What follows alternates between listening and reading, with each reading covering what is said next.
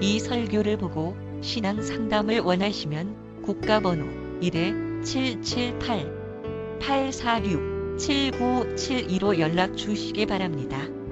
한국에서 상담을 원하시면 070-8265-2120입니다. 그리고 그 외에 더 많은 자료를 원하시면 인터넷 다음에서 임마누엘 오순절교회를 검색하시면 쉽게 찾을 수 있습니다.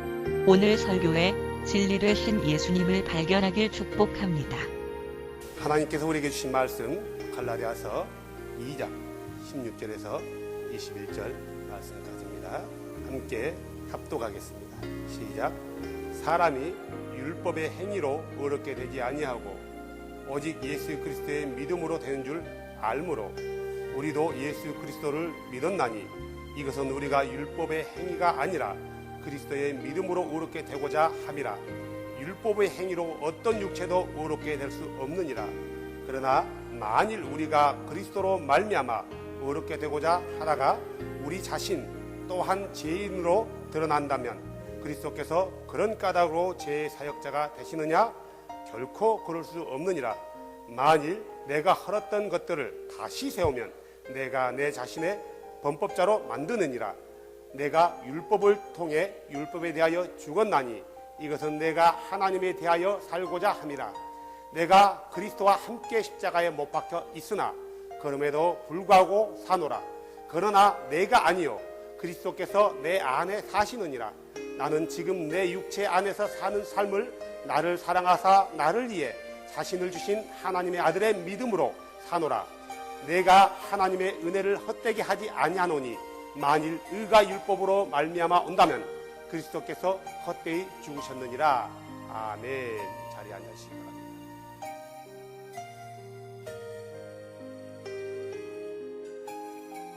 요즘 들어서 하늘을 자주 한번 둘러보십시오. 하늘을 한번 자주 둘러보시면은 요즘 하늘을 보면은 계속 이상한 것들이 보여요.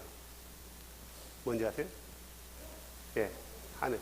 컴퓨터를 계속 보래요. 아침에도 보니까, 오다 보니까 3줄, 4줄이 가 있더라고요. 3줄, 4줄이 가 있어요. 어제도 보니까 뿌려 있고, 그제도 보니까 계속 갑자기 많이 뿌리더라고요. 그래, 더 뿌려라. 더 뿌려라. 그래야 주님이 오실 거 아닌가. 그래서 상황이 참 갈수록 이렇게 가까워졌어요. 가까워졌기 때문에 중요한 것은 그게 중요한 게 아니라 그러니까 우리가 말씀에 집중해서 우리가 만날 그분이 누군가, 그분께서 이런 말씀을 어떤 의도로 했는가 우리가 더 알아야 돼요. 우리가 찬양했잖아요. 주님을 더욱 알기로 한다고. 오늘 율법에 대해서 얘기하는데 이 율법을 1시간 가지고 얘기하는 것은 시간이 너무 짧아요. 하는 데까지 해보고요. 또 부족하면은 1시간을 더 하든가 2시간을 더 하든가 하겠습니다. 왜 율법에 대해서 갑자기 이렇게 얘기하냐면은 사람들이 율법에 대해서 너무나 무지해요. 오해도 많이 하고, 그래서 어떤 사람들은 폐해졌으니까 지킬 필요가 없대요. 어떤 사람은 지켜야 된다. 지켜야 되는 건지 지키지 말아야 되는 건지에 대해서 구분도 없는 거예요. 왜 그런가? 율법을 이해를 못해서 그래요. 오늘은 그 부분에 대해서 좀 바로 잡아주고 싶어요. 그래서 우리가 율법은 성경에 악하다고 말하지 않아요. 선하다고 해요. 거룩한 것이래요. 왜 율법은 거룩하고 선할까요? 누구로부터 나왔기 때문에요? 아도나이, 예수님으로부터 나왔기 때문에 그분 자체가 선하신 분이기 때문에 그분에게서 나오는 모든 것은 뭐예요? 선하다. 그러군요. 그분에게서 나오는 것은 선하지 않은 것이 하나도 없어요. 율법은 도대체 폐해진 건가? 폐해지지 않았는가? 율법은 지켜야 되는가? 지키지 말아야 되는가? 도대체 율법을 어떻게 해야 되는가? 우리가 신앙 가운데서 신앙생활 하는데 이 율법을 우리가 어떻게 받아들여야 되는가? 어떻게 받아들여야 되는가? 이게 기준이 안 서면은 어떤 일이 벌이냐면 무율법주의자가 되는 거예요. 자기 스스로 하나님의 말씀을 폐해버리는 거예요. 하나님의 말씀은 1.1핵도 없어지는 게 없단 말이에요. 근데 너무나 이것에 빠져버리면은 거기에 매어가지고 그 율법으로 사람을 정죄해버리는 거예요. 이 율법에 대해서 우리가 안다면은, 아, 그래서 이 율법은 이런 거고, 그래서 이 율법은 이런 거구나. 결국 그러면 우리가 율법은 뭐 해야 된다? 지켜야 되는구나. 왜 지켜요? 구원받기 위해서요? 아니에요. 구원 받았기 때문에. 자, 율법은 구속받은 이스라엘 백성들에게 줬나요? 이방인들에게 줬나요? 구속받은 이스라엘 백성들에게 홍해를 건너왔어요. 애굽에서 구속을 받았단 말이에요. 그러나서 그 법을 준 거예요. 구속을 받으라고 율법을 준 게 아니라, 구원받으라고 율법을 준 게 아니라, 구원받은 백성들에게 이 율법을 줬다. 결국 율법은 구원받기 위해서 지키는 것이 아니라 뭐하게 지킨다고요? 구원받은 백성으로서 어떻게 그분 앞에서 삶을 살 것인가, 이거에 대한 규범들이에요. 다시 말해서 하나님의 백성들의 삶의 방식들이란 말이에요. 법이 없으면은 사람들이 해이해지는 거예요. 그러죠? 세상의 사람들이 이런 말이에요. 아, 저 사람은 법이 없어서 살 사람이다. 우리 메이 자매님 같은 경우 법이 없어서 살잖아요. 아니요? 우리 최운주 자매님 법이 없어서 살잖아요. 아니, 그렇게 나쁜 사람들이었어요? 우리가 흔한 말로 좋은 사람들을 가리킬 때, 아, 저 사람은 법이 없어서 살 사람이다. 그것은요, 자기 생각이에요. 자기하고 관계 속에서 그 사람이 나에게 어떤 영향을 끼쳤냐에 따라서 어떤 사람에게 선해 보이지만 어떤 사람에게 악해 보인단 말이에요. 그러니까 그것은 자기 기준이에요. 그래서 법은 모든 사람에게 반드시 필요해요. 왜 그럴까요? 만약에 아담이 범죄하지 않았다면 아담 이후의 후손들에게 계명을 줬을까요? 안 줬을까요? 필요 없는 거예요. 왜 율법이 왜 들어왔냐면 죄로 인해서 우리에게 주신 거예요. 너희들은 죄로 인해 죄 가운데서 살지 말고 이런 명령들을 지킴으로 인해서 너희 자신을 구별하라는 거예요. 누구의 백성으로서요? 아도나이의 백성으로서. 그런 의미에서 법을 줬단 말이에요. 그러니까 법은 우리가 죄를 짓지 않았다면 받을 이유가 없었어요.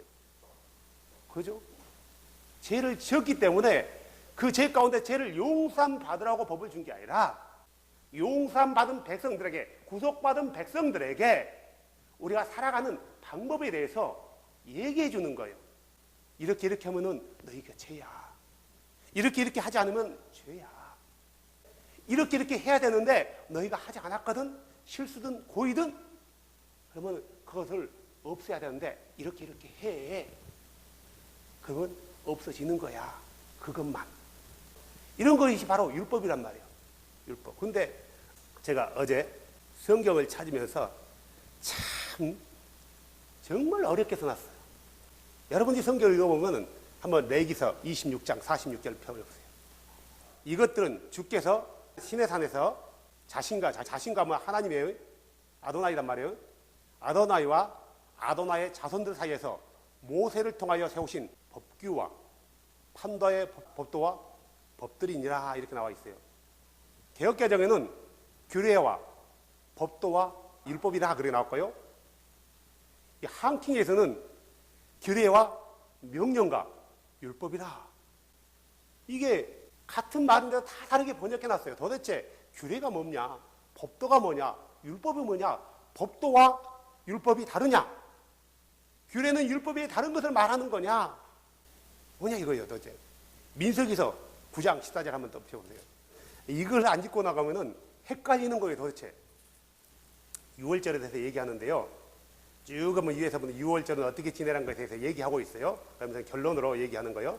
만일 타국인이 너희 가운데서 머물며 주께 6월절을 지키고자 하면 그는 6월절의 규례와 그것의 관례를 따라 행할지니라.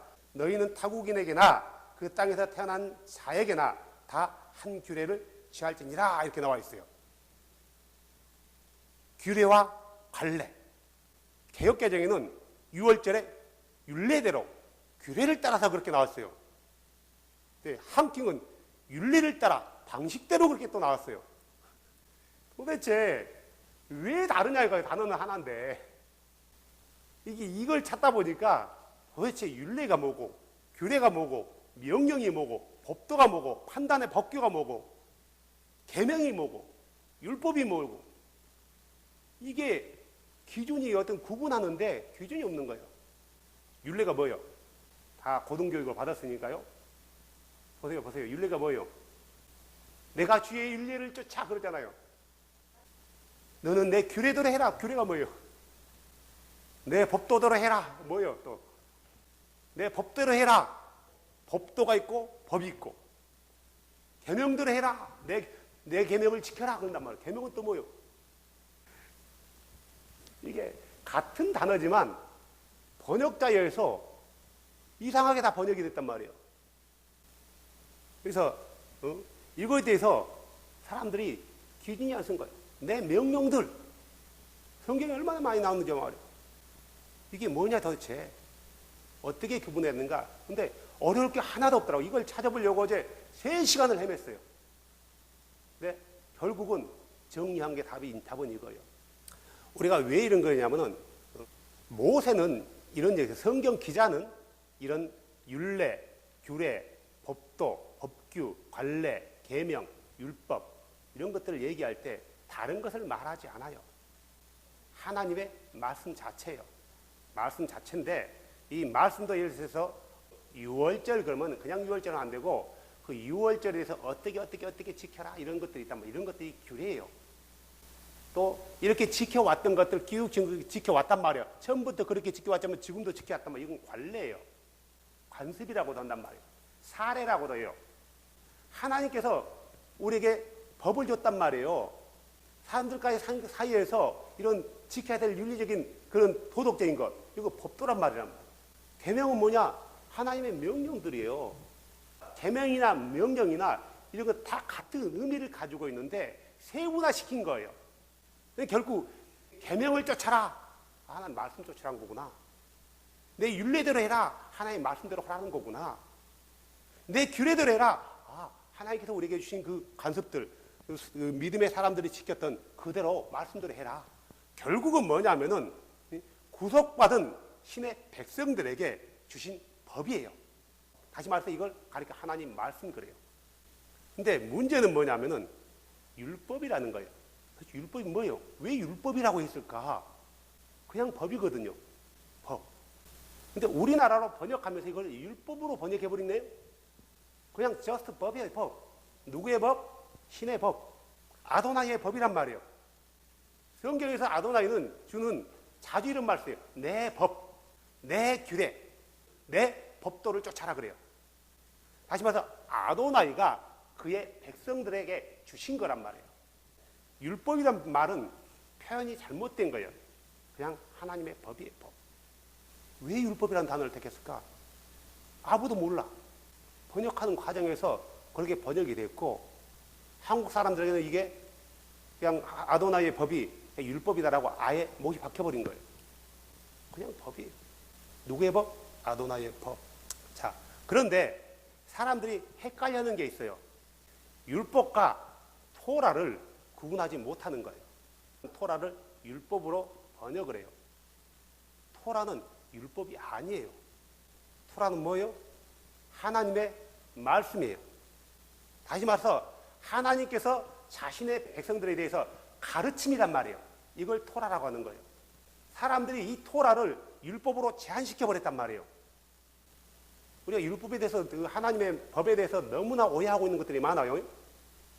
자, 그래서 이 토라는 1차적으로는 뭐냐? 모세 오경을 가리키는 거예요. 2차적으로는 예수님 당시에 하나님의 말씀은 구약만을 얘기한단 말이에요. 구약 자체를 토라라 하는 거예요. 그러니까 이 토라는 구분이 되는 거예요.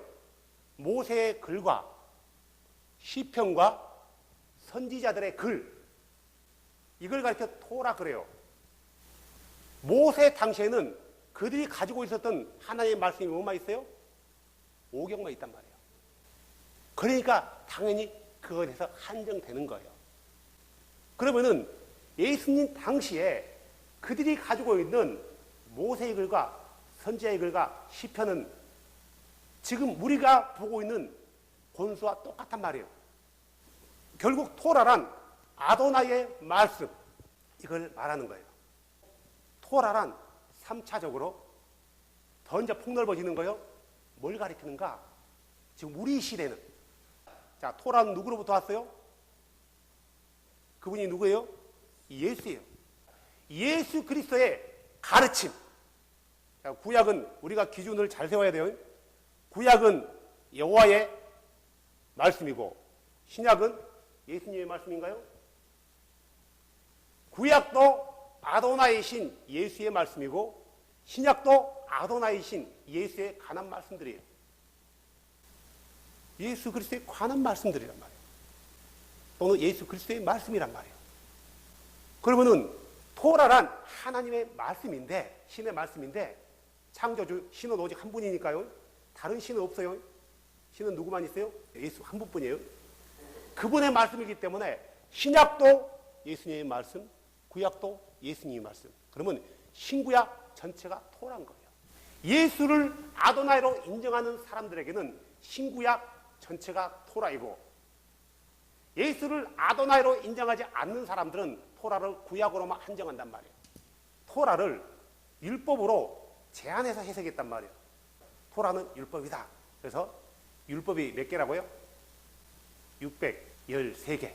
그 중에서 do, 해라, 긍정적인 측면은 248개, do not, 하지 말아라, 부정적인 측면은 365개래요. 이게 어떤 사람이 이제 해석한 거예요? 우리 인체 뼈 마디마디가 248개래요. 뼈 마디마디에 하나의 말씀을 긍정적으로 새겨라. 365일 동안 하나님 하지 말한 것은 하지 말아라. 이렇게 구분했더라고. 옛날에 내가 반대로 얘기했을 거예요. 자, 근데 그게 중요한 게 아니라, 그런데요, 문제는 율법을 613가지로 구분하는 것은 잘못됐다. 누가 이걸 구분했어요? 언제 구분한지 아세요?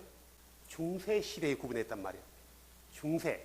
그러니까 예수님 이후에 유대인 랍비 마이모니데스라는 사람이 중세 시대, 그러니까 중세는 천년을 이쪽 저쪽으로 해서 중세를 한단 말이에요.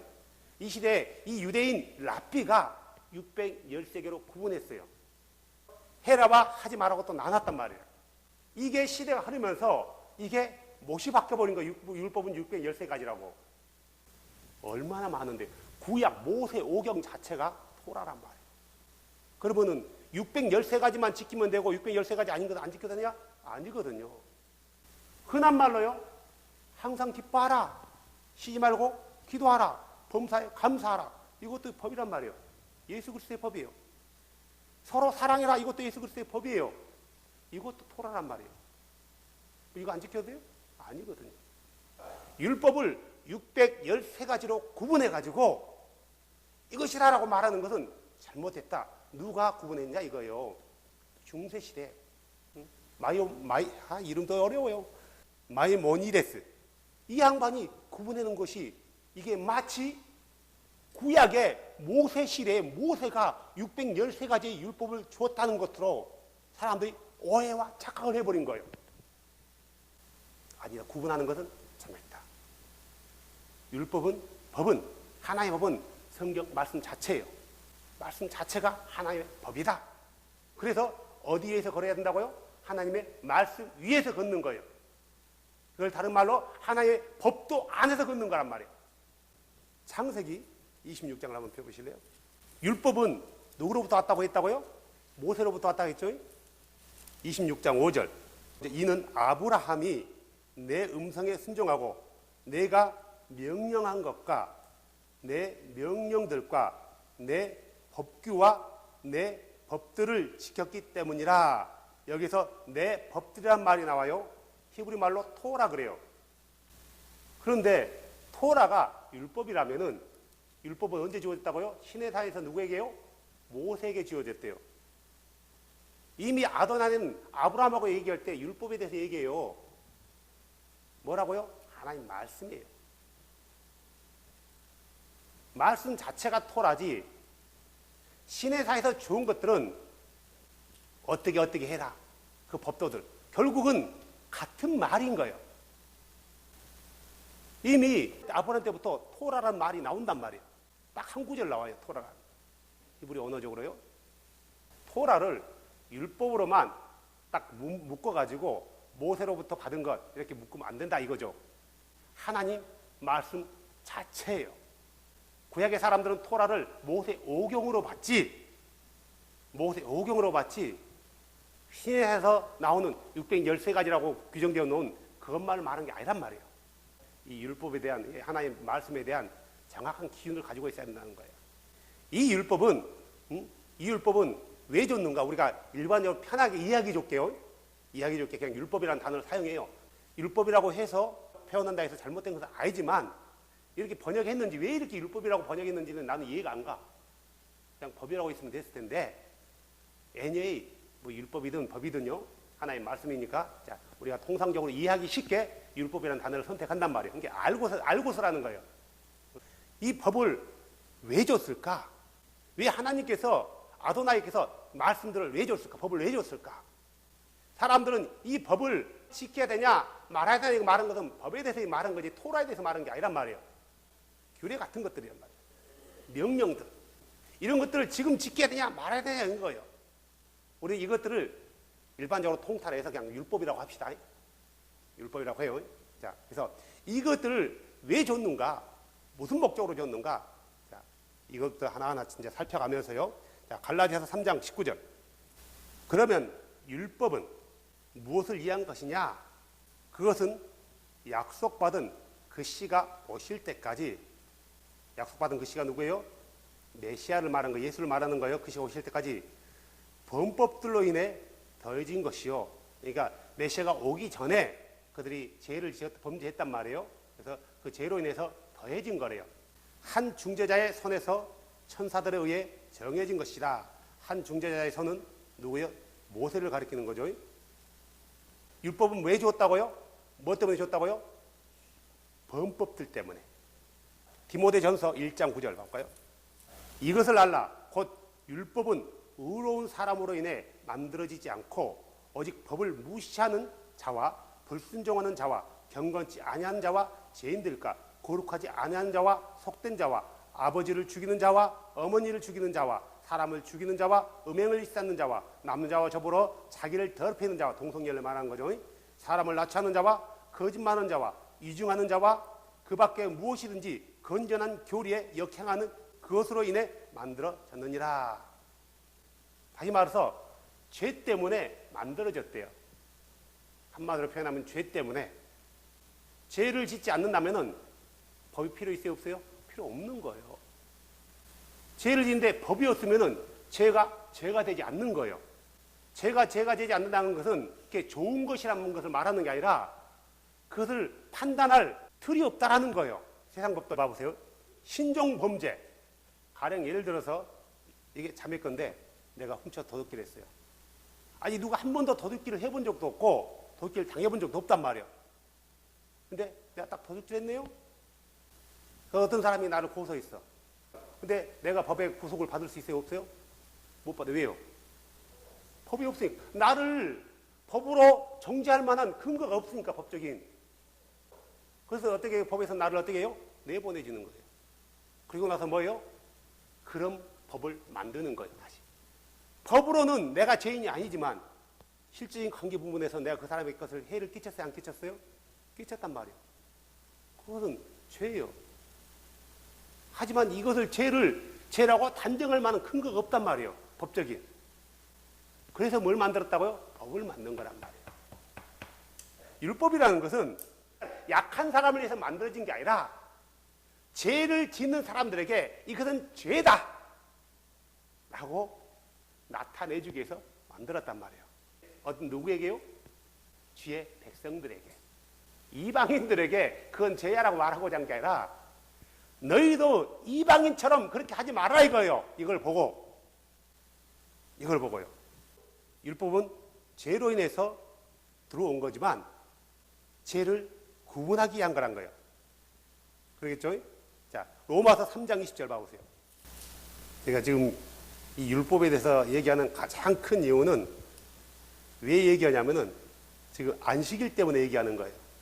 안식일 때문에. 지금 안식일을 지켜야 된다, 말아야 된다, 아주 얼마나 말이 많은지 몰라요. 결국 이제 거리 들어가는 그 얘기를 하려고 하는 거예요. 오늘 얘기할지, 뭐 다음 시간에 얘기할지는 모르겠지만, 시간이 되면 오늘 얘기하고요. 안 되면 다음 시간에 얘기하고요. 자, 로마서 3장 20절. 그러므로 율법의 행위로는 어떤 육체도 그분 눈앞에서 의롭게 될 수 없나니, 율법으로는 뭐를 알게 한다고요? 죄를 알게 한대요. 율법은 우리를 의롭게 만들어주는 게 아니라 죄를 알게 하는 거예요. 자, 그러면 죄가 죄인 줄 알았다라면 사람들은 뭘 해야 돼요? 뭘 해야 되냐고요? 이거 죄구나 하고 가만히 있으면 되는 거예요? 아니죠. 그것을 안 해야 되는 거예요. 또한 그것을 안 할 뿐만 아니라 이미 그것이 죄라고 규정됐다면은 성경은, 하나님의 말씀은 네가 하는 게 죄야. 이거 가지고 있으면 안 돼. 이것을 해결해. 가지고 또 그것을 법의 규례로 인해서, 법으로 인해서 뭘 해야 된다라고, 또 어떻게 해야 된다라고 정해놨단 말이에요. 네가 법을 어겼어. 도둑질하면 안 돼. 근데 이게 보니까, 법에 보니까 도둑질이네요. 그러면은 도둑질한 사람은 어떻게 하라고 나와 있어요? 어떻게 그래요? 남의 것을, 양을 한 마리 가져가면은 뭐 3마리를 돌려준다든가. 근데 율법이에요. 법이란 말이에요. 또 죄를 지었는데 어떻게 해요? 너희는 희생제사를 지내라든가. 이걸 통해서 네가 죄가 드러나거든 그 죄를 없이 해라 이거예요. 그 죄만에 한정된 거예요. 모든 죄가 한정된 게 아니라 그 죄만 한정된 거예요. 죄를 깨닫게 한다. 로마서 7장 7절 또 봅시다. 그러면 우리가 무슨 말을 하리요? 율법이 죄냐? 결코 그럴 수 없다 그래요. 율법은 죄가 아니에요. 율법은 선한 거라 했어요. 율법은 거룩한 거예요. 율법이 죄냐? 결코 그럴 수 없느니라. 아니라 오히려 율법을 통하지 않고서는 내가 죄를 알지 못하였느니라. 자, 보세요. 절에 다니는 사람들이 부처를 섬겨요. 그걸 죄라고 여기나요? 아니에요. 자매님이 아도나를 섬겼는데 절에서 부처 앞에서 비나이라 비나이라 했어요. 뭐요? 죄예요. 왜 죄예요 그게? 율법에 미쳐서 우상 숭배하지 말라고 했잖아요. 그래서 율법은 죄를 드러나게 해주는 거예요. 똑같은 거란 말이에요. 그래서 얘기하잖아요. 율법이 너를 탐내지 말라 하지 않았더라면 내가 탐욕을 알지 못하였느니라. 무슨 말이냐면은 네가 탐내는 것이 그 죄가 죄로 여겨지지 않는다라는 말이에요. 8절 보세요. 그러나 죄가 명령을 통해서, 여기서 말하는 명령은 율법을 말하는 거예요. 법을 말하는 거예요. 명령을 통해서 기회를 타서 내 안에 온갖 종류의 욕정을 이루었나니 이는 율법이 없으면 죄가 죽었기 때문이다. 율법을 통해서 죄가 드러나지 않았다면 나는 뭐예요? 그게 죄가 죄인지도 모르고 계속 하는 거예요. 노아 시대 때요, 사람들이 뭐 했어요? 하나님 앞에서 패역했단 말이에요. 죄를 지은 거예요. 근데 그들이 그걸 죄를 죄로 여겼나요? 못 여겼어요. 왜요? 법이 없었거든. 그들의 죄를 판단할 법이 없었단 말이에요. 그렇기 때문에 자기 속에는 옳은 대로 행하는 거예요. 그러면 노아 시대 때 지었던 그 패역들이 율법이 없기 때문에 죄가 아닌가요? 죄거든요. 그래서 심판받은 거 아니에요. 만약에 아도나이께서 그때 노아를 통해서 율법을 줬다고 칩시다. 그러면 그때 노아 가족만 구원받았을 것 같아요? 아니죠. 많은 사람이 그 말씀을 통해서요, 이게 죄였구나 라고 깨달았을 거란 말이에요. 그 법들은 모세에게 시내사에서 준 거란 말이에요. 그렇기 때문에 그들 노아 시대 때는 그들이 죄를 지어도 죄가 죄인 줄 모르는 거예요. 또 아브라함 같은 경우는 자기 아내 사라가요, 사촌 여동생이에요. 사촌 여동생이란 말이에요. 율법에는 근친 간의 관계를 금하고 있단 말이에요. 악하대요. 근데 그전에는 법으로 규제가 안 된 거예요. 그 후대의 모세를 통해서 규례로 정해준단 말이에요. 이런 것은 하지 말아라. 내가 보기에 선하지 않다. 로마서 7장 12절 봐보세요. 율법이 뭐라고요? 그런즉 율법도 거룩하고 명령도 거룩하며 의롭고 선하도다. 여기서 말하는 율법은 하나님 말씀이에요. 명령은 신의 사에서 준 하나님의 법들이란 말이에요. 하나님으로부터 나오는 그 어떤 것도 거룩하고 선하대요. 13절. 그러면 그 선한 것이 내게 사망을 이루느냐? 결코 그럴 수 없느니라. 율법 때문에 우리가 사망한 게 아니라 죄 때문에 사망하는 거예요. 다시 말해서 죄는 율법으로 인해서 드러나는 거란 말이에요. 근데 죄가 이 명령들 틈타고 와서 어떻게 해요? 사람들을 휘두르는 거예요. 무엇으로요? 율법으로요.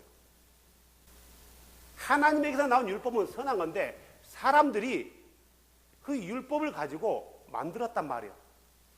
이상하게 또 만들어 나가요.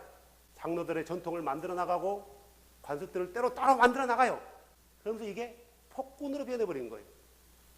어기면은 이 율법을 어기면 가짜없이 휘두른단 말이에요. 채찍으로, 칼로, 창으로. 하나님으로부터 나온 율법은 선한 건데 사람들 관계 가운데서 있는 이 법은 완전히 폭군이 되는 거예요. 갈라디아서 3장 24절. 그런즉 율법은 우리를 그리스도께로 인도하는 훈육 선생이었으니, 다시 말해 훈육 선생은 개역개정은 몽학 선생 그렇게 나와요. 이것은 우리가 믿음으로 의롭게 되게 하려 함이라. 그래서 훈육 선생이라는 것은 뭐냐면은 이 당시 로마 시대에서요. 그럼 그 고위 관료층들, 귀족들은 똑똑한 노예를 자기 아들을 가르치는 선생, 가정교사예요. 가정교사로 듣는데 이 가정교사가 일반적인 우리가 말하는 돈 내고 투토하는 투토 정도가 아니라 어느 정도로 그 어떤 그 권한을 주냐면은 이 훈육 선생에게 만약에 네가 내 아들을 가르치는데 언제까지 하면 성인 될 때까지, 성인식 할 때까지 내 아들이 법단에서 걸지 않고 잘 따라오지 않으면은 어디까지 할 수 있어요? 때리기까지 하는 거예요. 종인데. 종이 주인 아들을 때릴 수 있어요? 근데 그 고난까지 준단 말이에요. 이게 뭐냐면은 훈육 선생, 몽학 선생이라는 거예요. 그러면은 이 종이 실제로 그 아들을 때리겠어요? 안 때리겠어요? 못 때리는 거예요. 왜? 만약에 그가 18세가 이상이 성인 되고 아버지께서 물려받으면 그 다음에 어떻게 될 것 같아요? 죽지, 네가 나 때렸어. 물론 때린 사람도 있었겠죠. 이게 몽학 선생이란 말이에요. 마치 바울은 이 율법을 몽학 선생으로 비유했어요. 성인 될 때까지. 자, 그러면 율법이 몽학 선생이라면 언제까지 사람들을 붙잡아 두는 거예요? 메시아가 올 때까지예요. 올 때까지 이 율법이 사람들을 옳은 길로 걸어갈 수 있도록 때로는 때린단 말이에요. 채찍질을 하는 거예요. 결국 뭐냐면 율법이라는 것은 내 죄를 죄로 드러나게 해서 누구에게로 간다고요? 아도나에게 가는 거예요. 그래서 그분께 내 죄에 대해서 돌이키는 거예요. 자복하고요. 바로 율법의 기능이 바로 이거예요. 그런데 사람들은 근데 이 율법을 폐해졌다, 폐해지지 않았다, 지켜야 된다, 지키지 않아야 된다 그래요. 도대체 율법을 지켜야 되는가, 지키지 않아도 된다라고 말하는 사람들에게는 아주 물어보면 돼요. 십계명 아주 간단해요. 나 외에 다른 신을 섬기지 마라. 이건 율법이에요. 폐해졌다면 지켜야 돼요? 안 지켜야 돼요? 안 지켜도 되는 거예요. 폐해졌다면 안 지켜도 되는 거란 말이에요. 내 부모를 공경하라. 그러면 이게 폐해졌다면 지켜야 돼? 안 지켜야 돼요? 안 지켜도 되는 거예요. 자, 그러면은 내 부모를 공경하지 않으면은 어때요? 지옥 갈 것도 없어요. 만약에 폐해지지 않았다. 나면은 내 부모를 공경해라 했단 말이에요. 공경하지 않았어요? 거룩한 백성이 그의 법을 어겼네요? 어떻게 될 것 같아요? 그걸로 해서 심판받는단 말이에요. 근데 사람들은 그렇게 생각하지 않아요. 1계명에서 4계명까지는 어기면은 심판받는데 5계명부터 10계명까지는 어겨도 심판받는다고 생각 안 한단 말이에요. 1계명에서 4계명은 하나님과의 관계이고 5계명에서 10계명까지는 사람과의 관계단 말이에요. 그러니까 10계명은 613가지를 짜집게 놓은 게 아니라 하나님 말씀을 10가지로 줄여놓은 걸 10계명이라 한단 말이에요. 하나님 말씀 자체를 줄여놓으니까 613가지가 아니라. 그러면 10계명은 구약에만 지켜야 되냐? 신약에도 지켜야 돼요. 근데 문제는 뭐냐면 4계명 때문에 4계명. 4계명이 뭐예요? 안식일을 기억하여 고리케 지켜라. 그래서 영원히 너와 나 사이에 지켜야 돼. 주례입니다. 이것 때문에. 그러면은 10계명에 있는 1계명에서 3계명은 지키고 왜 4계명은 안 지키냐? 이런 문제들이 나온단 말이에요. 사람들이 이런 문제가 나와요. 자, 이것은 율법에 대해서 잘 몰라서 얘기하는 거예요. 자, 이 부분부터 얘기합시다. 자, 이 율법, 모세 오경에 나타난 613가지로 칩시다. 이 구분 없는 것은 잘못했지만, 자, 그래서 그렇게 구분 사람들 그렇게 알고 있으니까 쉽게 얘기했어요. 쉽게 얘기해서 613가지로 치자고요. 그 안에 다 들어있으니까 613가지 더 될 수 있단 말이에요. 더 되면 될지 613가지로 한정할 수 없어요. 하지만 613가지 안에 거기가 들어있어요. 자, 봅시다. 이 율법은 자세히 보면은 분류가 되어 있어요. 가령 예를 들면요. 죄인들이 하나님과의 관계에서 관계 회복을 위해서 뭘 해야 하는 제사를 지내는 거예요. 이 제사법. 율법 안에는 제사법이 있는데 이걸 가리켜서 의식법이라고 돼요. 자, 이 제사법은 왜 필요해요? 하나님과의 관계 회복이에요. 관계를 회복한다는 관계가 브로큰 된 거란 말이에요. 뭐 때문에 브로큰 됐어요? 죄 때문에. 다시 말해서 이 제사법은 죄를 해결하기 위해서 아도나이께 행해지는 의식이란 말이에요. 이 제사법 안에는 죄를 해결하고 나서 또 하나님과의 관계를 어떻게 해야 되는 제사도 있어요. 예를 들어서 화목제라든가 번제라든가 소제라든가 이것은 죄 때문에 드려진 게 아니란 말이에요. 죄를 해결받고 나서 하나님과의 관계 때문에 드려지는 거예요. 화목제는 감사제라고 해요. 이걸 가리켜서 의식법 그런단 말이에요. 그래서 이 의식법에는 의식법마다 규례들이 있단 말이에요. 화목제에는 어떤 재물을 가져오고 어떻게 죽이고 어떻게 하며 어떻게 해라. 이것들을 규례예요. 세부 사항이란 말이에요. 세부 사항. 속건제는 어떤 재물을 가져오고 어떻게 해야 되며 어떻게 하고 어떻게 해라. 그러면 너희 죄가 사해지리라. 이걸 의식법이라 해요. 또 이 의식법 안에는 제사법만 있는 게 아니에요. 제사장들은 어떻게 해야 된다. 제사장들은 옷은 어떻게 입어야 되고 제사장의 결혼은 어떻게 해야 되고 제사장의 삶은 어떻게 해야 된다. 이거 의식법이에요. 또 뭐가 있냐면은 너희는 여호와의 아도나의 절기를 지켜라. 이 절기, 이것은 의식법 안으로 들어간단 말이에요. 다시 말해서 이 의식법은 누구를 지향하냐 하면은 그리스도를 지향하게 돼 있어요. 모든 게 포커스가 예수 그리스도를 예표하고 있는 거예요. 오순절 예수 그리스도가 성령으로 오시는 그날 아니에요. 첫 수확을 거둬들인 날. 나팔절 예수 그리스도가 구름 타고 오시는 그날을 예표한단 말이에요. 6월절 예수께서 자기의 백성들을 애굽 땅에서 구속해낸 것을 의미한단 말이에요. 다시 말해 죄와 사망 가운데서. 이게 모든 절기들, 절기와 날, 때 이런 것들은 의식법에 들어간단 말이에요. 그러면은 안식일은 어디에 포함되냐? 의식법에 포함되는 거예요. 안식일은 모세가 율법을 만들기 전부터 안식일은 이미 창세 때 여섯째 날까지 힘써 일하고 마지막 7일째는 쉬어라겠단 말이에요. 안식일로 제정해 놨어요. 성경에는 보니까 모세 이전에는 안식일을 지켰다는 말을 내가 못 찾아본 것 같아요. 법제로 주는 것은 정확히 모세가 어디서요? 시내산에서 계명을 명령을 받을 때 그때 안식일이 그 명령 안으로 들어간 거예요. 할례 언제 행해졌어요? 아브라함 때요. 근데 이 할례 또한 모세가 법을 받을 때 명령을 받을 때 그 할례도 명령 안으로 들어가는 거예요. 할례는 무슨 법이에요? 어디 법에 속해요? 의식법에 속하는 거예요. 이 의식법은 누구를 지향하고 있다고요? 예수 그리스도예요. 그림자인 거예요. 그림자. 이 의식법들은 실체가 모형이 오면은 사라지는 것들란 말이에요. 불완전하기 때문에 자 어떤 사람들은 하나님의 말씀이 불완전한 no 율법은 불완전하지 않아요. 완전한 거예요. 아도나이께서 그때까지 제한으로 주셨단 말이에요. 예수 그리스도께서 오시는 자기가 육체를 입고 사람의 모습으로 오는 그날까지 제한을 준 거예요. 하나님의 말씀 완전한 거예요.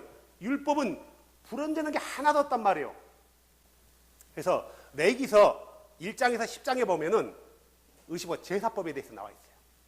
응? 화목제는 어떻게 되고 속건제는 어떻게 되고 속죄제는 어떻게 되고 막 이런 제사법들이요. 또 이 제사법에는 뭐가 어떻게 제사는 재물 어떻게 이게 나와 있단 말이에요. 그래서 제사법이 되어 있고 또 레위기서 16장에는 속죄일에 대해서 나와 있어요. 속죄일은 어떻게 해라. 속죄일은 1년에 한 번 있는 거예요.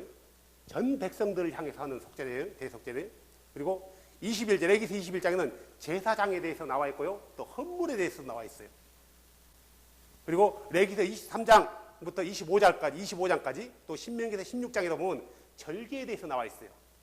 희년은 어떻고 나팔절, 초막절, 칠칠절 막 하고 희년은 어떻게 하고 안식년은 어떻게 하고 안식일은 어떻게 하고 절기에 대해서 나와 있단 말이에요.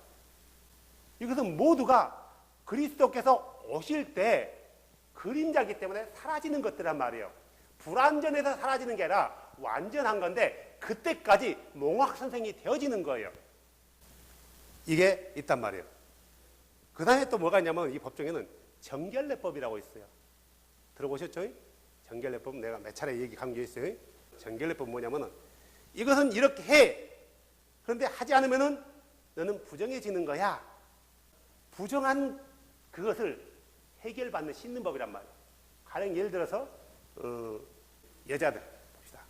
여자들은 한 달에 한 번씩 생리를 한단 말이에요. 피를 흘리는 거예요. 생리만 정한 게 아니라 하혈하는 것도 부정한 거예요. 생리했다고 제사 지내나요? 아니단 말이에요. 그들은 이 부정한 것을 씻기 위해서 어떻게 하냐면은 진 밖으로 7일 동안 나가 있는 거예요.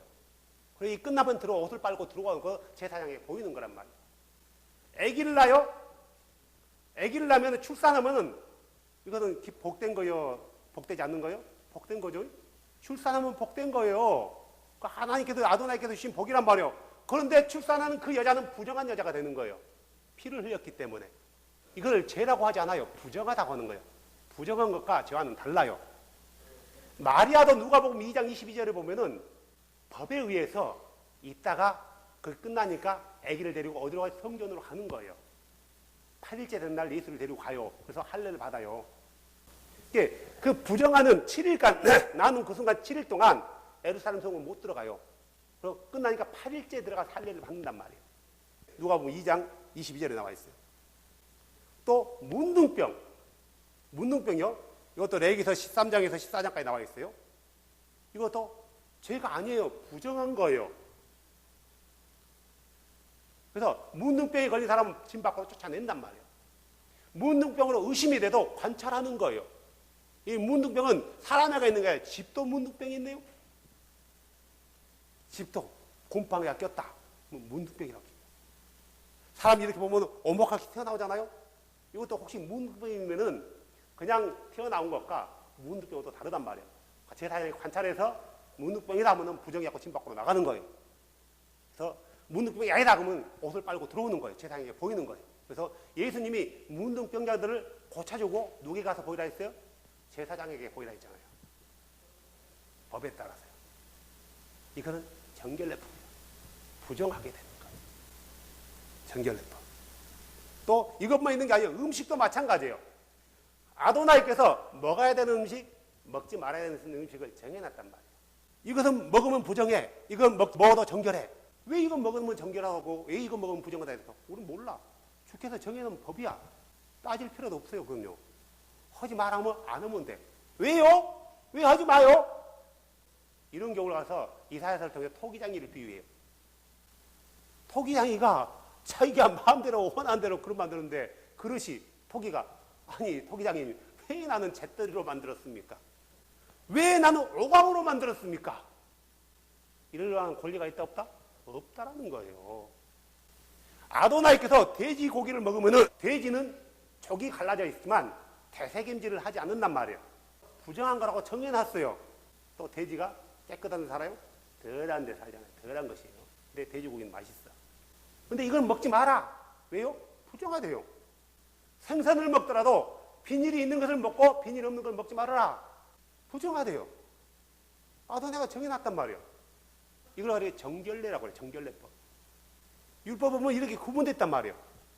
그런데 마지막으로 뭐가 있냐면은 시민법이라고 있어요. 도덕법이라고도 하고 윤리법이라고도 해요. 이 시민법은 첫 번째 하나님과 나와의 관계, 그리고 사람과 사람과의 관계, 그리고 이웃과의 관계란 말이에요. 사람과 하나님과의 관계에 있어서 우리는 지켜야 된단 말이에요. 아니, 그래서 십계명에 나와 있는 세 계명이 그러죠. 아니, 넌 나 외에 다른 신을 섬기지 마라. 형상을 만들지 마라. 내 이름을 망령되이 일컫지 마라. 이것은 시민법에 들어가는 거예요. 안식일을 이렇게 거룩히지라. 이건 의식법에 들어가는 거예요. 그러니까 5계명. 내 부모를 존경해라. 살인하지 마라. 간음하지 마라. 도둑질하지 마라. 거짓 증거하지 마라. 내 이웃의 물건을 탐내지 마라. 이것은 이웃과의 관계에 있는 시민법이에요. 그럼 이 시민법은 6개뿐인, 5개, 6개뿐인가? 엄청 많아요. 이 시민법 가운데는 레위기서 18장에 보면 성에 대해서 나와 있어요. 남자와 여자의 관계에 대해서 나와 있단 말이에요. 레위기서 19장과 민수기 17장에는 상속법에 대해서 나와 있어요. 상속법. 너희가 이걸 물려줄 때, 어떤 물건을 파고 살 때, 상속법이 나와 있단 말이에요. 이것은 시민법이요. 또 민수기 3장에는 서원에 대해서 나와 있어요. 서원. 이거 하나님과의 관계 부분이에요. 하나님과 약속했던 것. 자, 그러면은 우리 예수님께서는 마태복음 5장 17절 18절에 뭐라고 하냐면 내가 율법이나 여기서 말하는 건 모세 글을 말하는 거예요. 율법이나 대언자들의 글을 대언자들은 건 선지서를 말하는 거죠.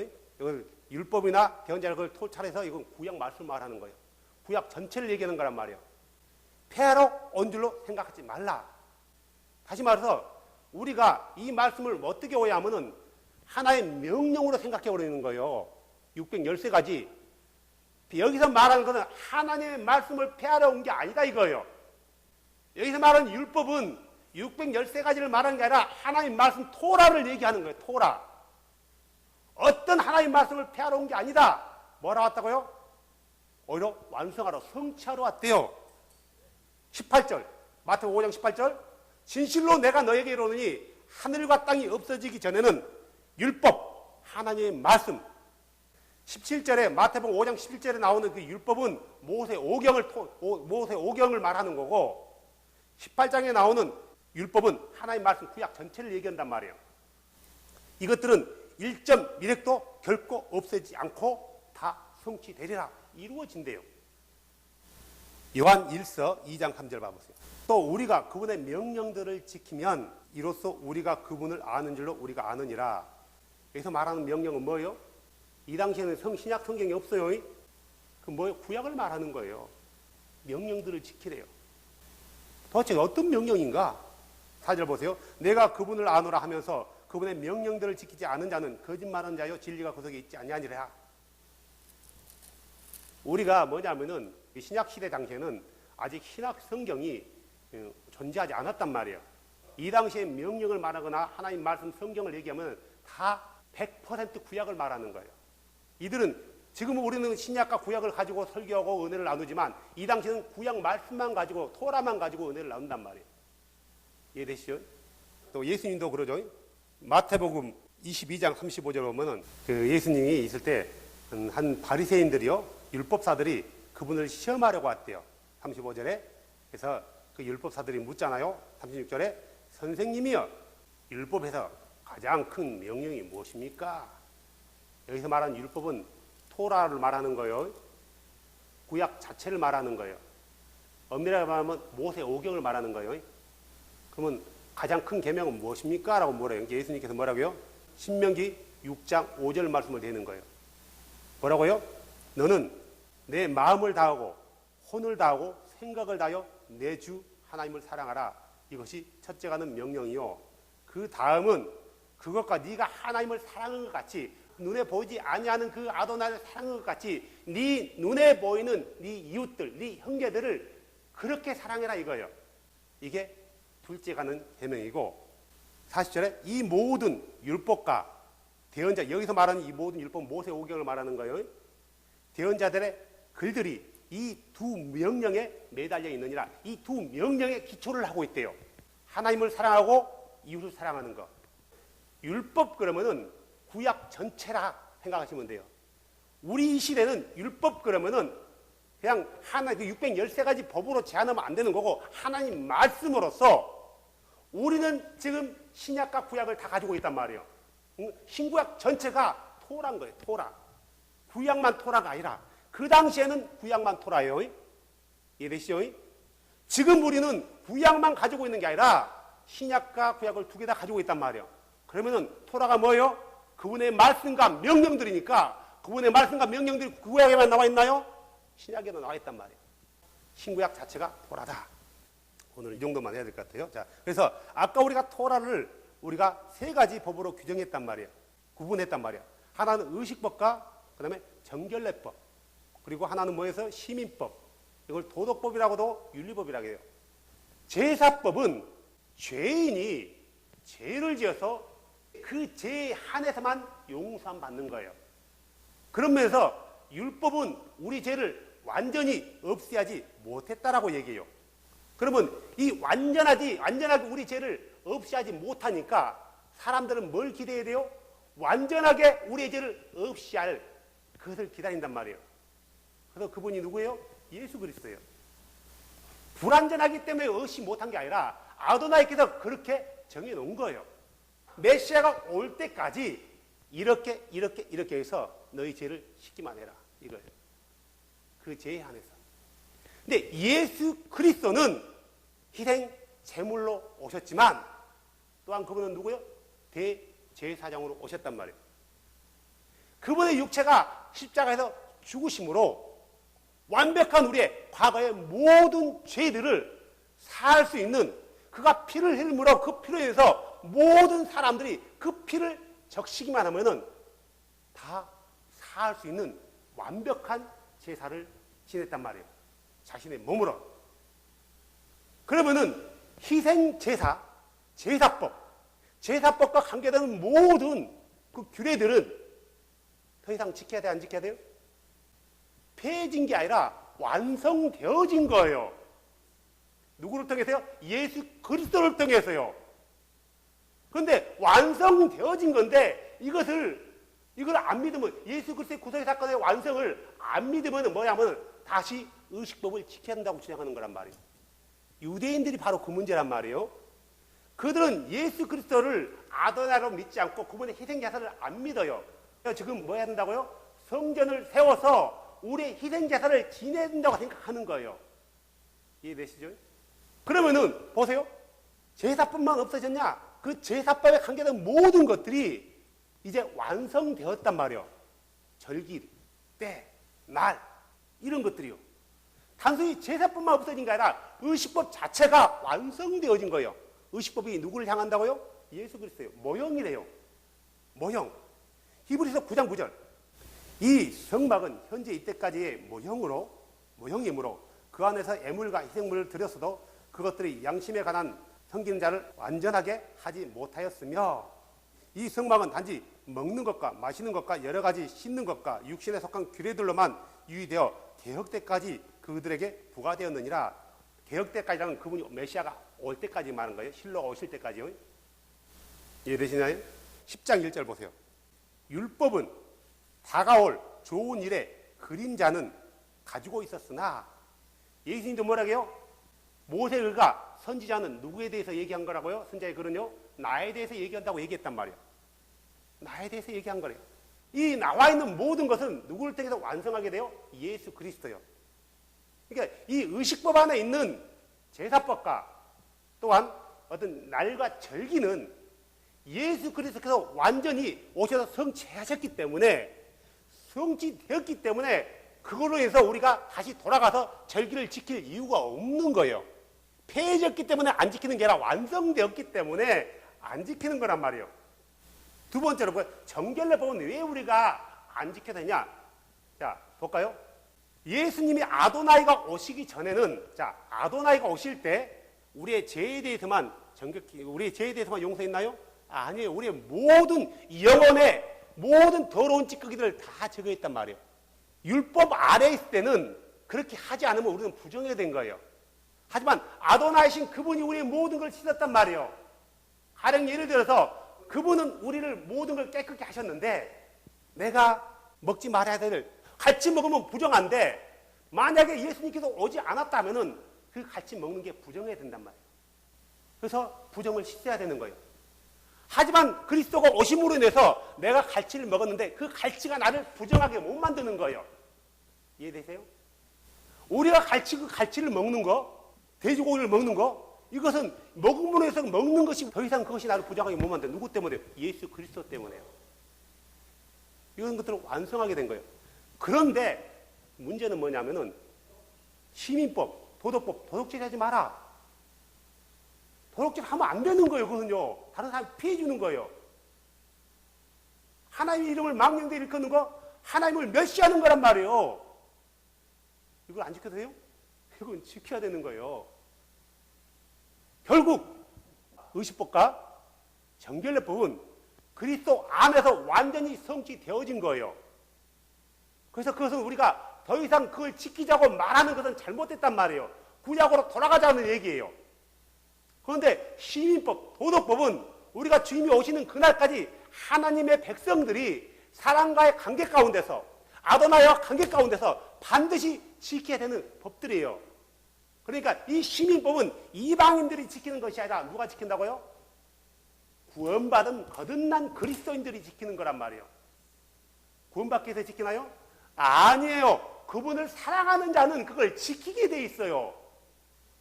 이 율법을 지킴으로 인해서 네가 구원받는다, 이 말하는 것을 율법주의란 말이에요. 네가 하나님을 사랑한다면 아도나이의 법을 지켜라. 이건 당연한 거예요. 근데 사랑한다면서 그 법을 안 지킨다면 그는 뭐 하는 거예요? 아도나이를 사랑하지 않는 거예요. 그러죠? 거듭난 그리스도인들은 아도나이의 법을 지켜나가는 거예요. 주 예수의 법을요. 이 법을 안 지키면은 그는 그 주를 사랑하지 않는 거예요. 물어볼게요. 내가 거듭났다, 내가 구원받았다는 것은 말씀의 근거에서 자기의 믿음이지만, 그죠?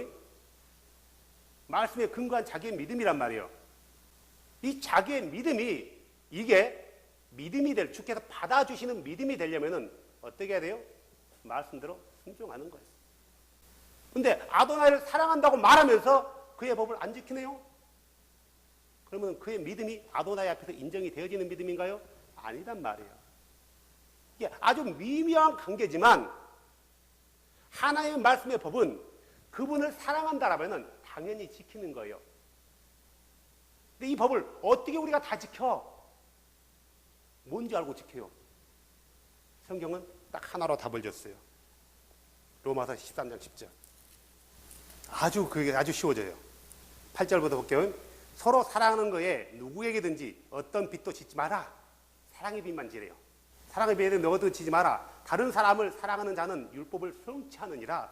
성취한대요. 너는 간음하지 말라, 살인하지 말라, 도둑질하지 말라, 거짓 증거하지 말라, 탐내지 말라 하는 것과 어떤 다른 명령들이 있을지라도 너는 내 이웃과 내 자신들을 사랑하라 하신 말씀 안에 간략하게 들어있느니라. 다시 말해서 내 이웃을 사랑한다면은 간음할 수 있어요? 없는 거예요. 살인할 수 있어요? 없는 거예요. 도둑질할 수 있냐고요?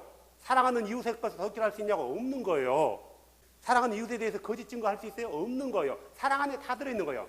하나님을 사랑하는 자가 다른 신을 섬길 수 있어요? 없는 거예요. 하나님을 사랑하는 자가 다른 형상을 새길 수 있어요? 없는 거예요. 하나님을 사랑하는 자가 그분의 이름을 망령되이 일컬 수 있어요? 없는 거예요.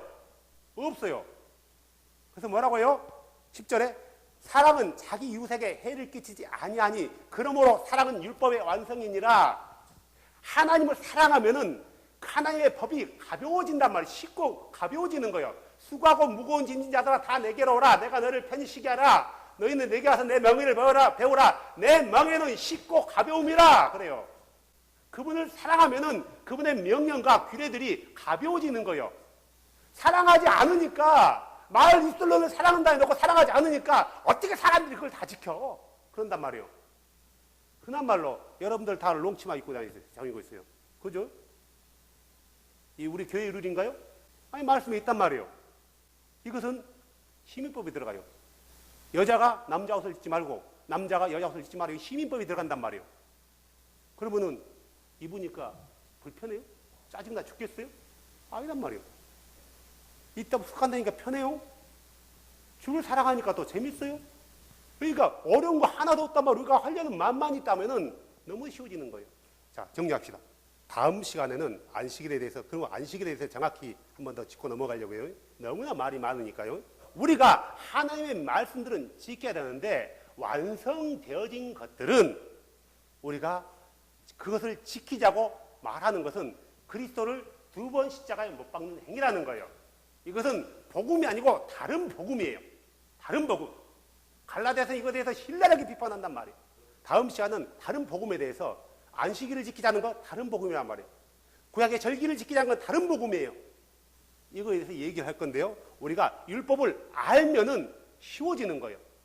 이렇게 구분이 되어 있어 왜 이거를 안 지켰는지 정확히 나온단 말이에요. 성경은요. 그래서 이래서 이거를 안 지키고 완성됐기 때문에 그리스도께서 완성됐기 때문에 우리가 안 지키는 거구나. 안식일이 시민법이 아니고 의식법이었구나. 신년과 안식년 같이. 그러면 이 모든 의식법은 예수 그리스도께서 뭐 했다고요? 완성했구나. 근데 이걸 다시 지키자 하면은 어떤 일이 벌어진다고요? 예수 그리스도를 어떻게 하는 거라고요? 다시 십자가에 못 박는 행위가 되는 거예요. 자기를 피로 사신 구주를 부정하게 되는 거란 말이에요. 요즘 이상하게 가르치는 사람 많아요. 새롭게. 멀쩡한 교회가요. 합동층 멀쩡한 교회가 안식일을 지켜요. 웃기는 거죠. 자, 그래서 우리가 이 하나님 말씀, 이 토라에 대해서 정확히 알고 들어가면은 이건 이러구나, 저건 저러구나. 결국 이걸 가리켜서 그리스도의 법, 사랑의 법 그러는 거예요. 그래서 이 사랑을 새 언약이라고 얘기하는 거예요. 새 언약. 그래서 하나님을, 이 율법을, 예수님을 사랑함으로 지키는 법은 사랑의 법이 되는 거고요. 사랑의 법이 되는 거고, 사랑하지 않고, 이거 지켜야지, 안 지키면 지옥 가. 지키는 것은 규제의 법이 되는 거예요. 굴레의 법이 된단 말이에요. 죄의 법이 되는 거예요. 그래서 똑같이 하더라도 어떤 마인드를 가지고 지키냐에 따라서 이게 사랑의 법이 될 수 있고, 이게 굴레, 규제, 억제의 법이 될 수 있고, 죄의 법이 될 수 있단 말이에요. 우리는 어떻게 지키는 거예요? 사랑하기 때문에 그냥 지켜지는 거예요. 하나님의 말씀은 지켜야 된다, 안 지켜야 된다요? 지켜야 된다. 정결례법과 의식법은 지켜야 된다, 안 지켜야 된다요? 안 지키는, 완성되어진 것이다. 그걸 지키자고 돌아가는 것은 잘못된 것이다, 이거예요. 하나님의 말씀에 대해서 정확히 기준을 가지고요. 다음 주에는 이 안식일에 대해서 워낙 말이 많기 때문에 안식일에 대해서 한 번 더 정확히 연결해서 얘기하면서 정리를 하겠습니다. 기도합시다. 하나님 아버지 감사합니다. 하나님의 말씀은 어려운 것도 아닌데 사람들이 어렵게 꼬아놨습니다. 많은 교리들을 통해서 잘못된 가르침을 통해서 하나님의 말씀에 대해서 정확히 기준이 없고 우리가 믿는 그 하나님이 누군지 모르기 때문에 사람들이 그 말씀을 이리저리 쪼개놓고 찢어놨습니다. 그래서 사람들이 그 줄을 찾기에 너무나 혼란스럽고 혼동스럽고 어떤 말씀을 지켜야 되는지 지키지 말아야 되는지에서 기준도 없습니다. 주님, 그 기준이 바로 세워져서 바른 신앙이 우리 가운데 이루어지게 하여 주시옵소서. 주는 살아계신 하나님이십니다. 살아계신 하나님의 말씀을 우리가 지켜나가게 하여 주시옵소서. 구원을 이루기 위해서가 아니라 그분을 사랑하기 때문에 주의 말씀을 지키게 하여 주시옵소서. 주님 사랑합니다. 고맙습니다. 내 안에서 주의 말씀이 이루어지게 하시옵소서. 예수님의 이름으로 기도했습니다. 아멘. 아멘.